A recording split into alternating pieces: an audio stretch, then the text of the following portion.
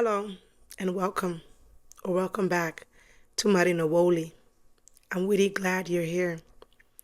I want to start by being transparent.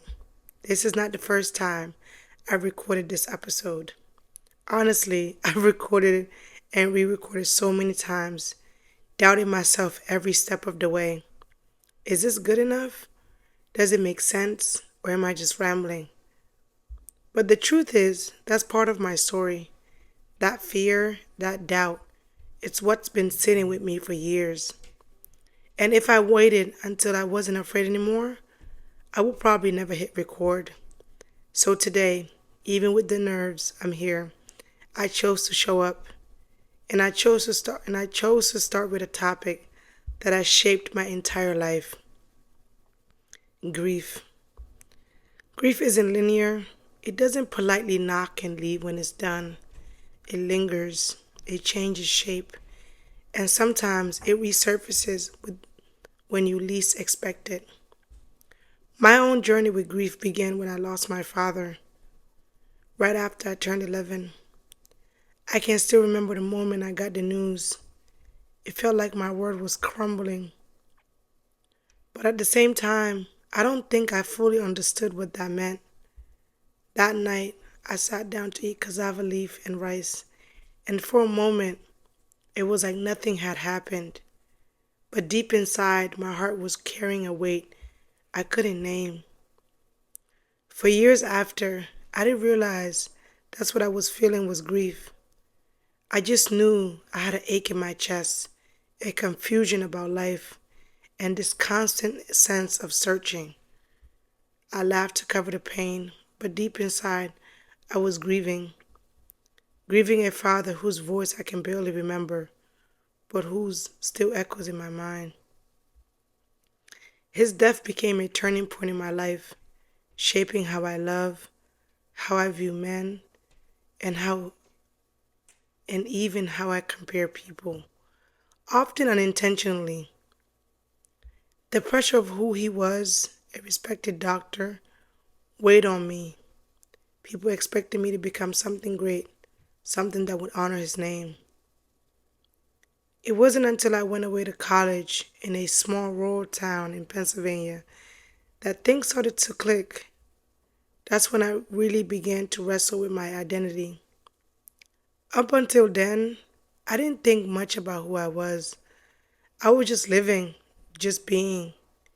But at college, surrounded by people so different from me, I began to ask the question, who am I really? And who do I want to become? What legacy do I want to also leave behind? That questioning brought me back to grief. Because in grief, I found not only pain, but also clarity. I found parts of myself I didn't know existed. I realized my identity isn't singular. It's not just Guinean or Fulani or Maninka or American. It's all of that. It's the little girl who spoke Fulani at home and English at school. It's eating a chicken box for lunch and toti for dinner. It's holding pride in my Fulani roots while also claiming my American experiences. Grief gave me more than it took from me. Through the loss of my father, I gained friendships, love, both platonic and romantic. I learned how to detach while still choosing to love without holding people too tightly out of fear of losing them. I learned resilience. I found my voice. And as much as grief hurt, I'm grateful it never consumed me beyond repair. I give homage not just to my father, but to every family member I've lost since then. Each of them shaped me, each of them lives in me, and I carry them with pride. Grief taught me that identity is fluid. It evolves as we grow, as we lose, as we love. And in my own journey, I've learned to stop apologizing for who I am. My identity is my own. It's my family, my language, my food, my clothes, my laughter, my pain, my joy, my sadness, and my tears. It's my father's legacy and my mother's sacrifices. It's the little moments, the smell of a tire brewing, the rhythm of our community, and the loudness of our gatherings. So to me, grief isn't just about loss, it's also about discovery. It forced me to look inward, to question, to grow, and it still is with me. Some days it whispers, and other days, like today, it screamed. But either way, it shaped the woman that I am today. Grief is not something that you just get over. It's not something that you have to move on from. It doesn't have to always hurt. It can also help you in a lot of ways.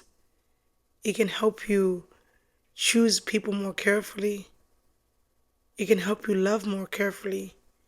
But also understanding that just like how you may unintentionally hurt others, others may choose to unintentionally hurt you. It doesn't shape you. It doesn't make you. You're not your pain. And that took me a long time to learn that I'm not my pain. And I let myself cry when I need to. I let myself be happy when I need to. It could have happened many years ago, but I still think about it at times. And I think so much of that grief plays into my personal relationships. But I think that's a topic for a whole nother day. I chose to be vulnerable and to share this really vulnerable moment on the internet with complete strangers because I know every single person out there has dealt with grief, that has lost someone, that sometimes you really think to yourself, wow, I'll never truly see this person again. That's a hard thing to accept.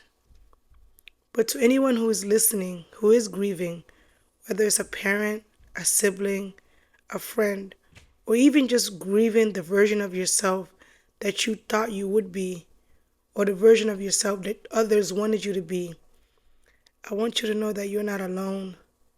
Grief can feel like a storm, but it can also be a teacher. Thank you for sitting with me in this very vulnerable first episode. Although this was not easy to share, it's like lifting a boulder off my shoulders. Thank you for being here. And before I go, I'll leave you with this. Next week, we'll talk about language, specifically what it means to speak or not to speak your native language and how that connects with your identity. That's something I'm looking really forward to because it's something that has plagued me for years. So until then, thank you for listening to Marino Woli.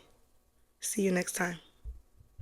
Kodo baby jere lele, awa jere lele kobo bande sajo.